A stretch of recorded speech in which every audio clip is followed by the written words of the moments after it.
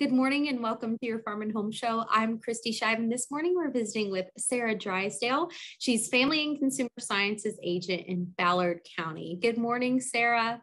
Good morning, Kristi. I'm so glad to be back on the show with you. I'm so glad that you're back with us. And we are back talking about sun protection. And today you are going to talk to us about the types of clothing that we should be wearing during these hot summer months. Absolutely. So last time I talked about the importance of sunscreen and why we needed it, but we also need to talk about protection for our other layers, such as our clothes, our hats, sunglasses, and that type of thing. Now, Sarah, what types of clothing help keep us cool and protect us at the same time? So there's a lot of different new technologies with clothing. So if you go into your sporting goods store and you look at some of the clothes, some of them will actually have labels on them that say UFP protected or sun protection. So UFP stands for ultraviolet protection factors, which means this clothing has been treated with either dyes or specific types of weave patterns to ensure that they not only keep us cool, but they can block some of that ultraviolet radiation from coming into our skin. So I know that we need to be covering our bodies, but this goes more than just wearing a hat, correct? Oh, absolutely. So our eyes can actually get sunburnt. So cornea sunburns are very common for people that don't wear proper protection. So when you're looking at buying maybe a new pair of sunglasses, most all pairs of sunglasses will have a sticker on them that says UV protected or meet the national standard for sun protection, which is about 99 to 100% across the board in those lenses.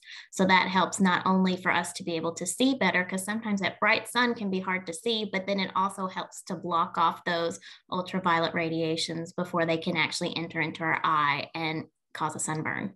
Yeah, I think that eye protection is something that many of us don't think about because when we are trying to get a little bit of sun, I know many people will take those sunglasses off to avoid tan lines, but really it is so important. And as adults, we should be helping our children make these decisions as well. All right, Sarah, let's go back to hats. Is wearing a hat important? Oh, absolutely. Wearing a hat is important because sometimes we can't get sunscreen on our head and our scalp can still get sunburnt even though we have a bunch of hair up there.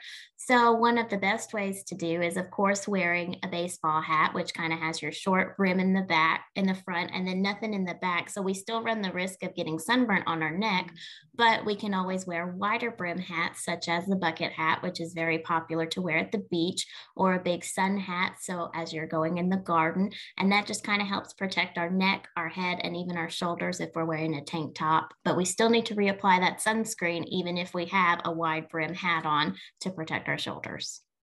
Now, Sarah, I know we talked about sunscreen in the last segment, but just for a reminder, how often should we be reapplying that sunscreen?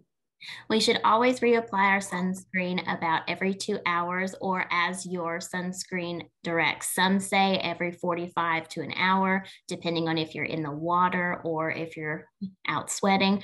But so just making sure we read those labels of our sunscreen to make sure we're reapplying at the right time. Sarah, such great information. And can you recap for us the importance of SPF and maybe the minimum SPF that we should be wearing?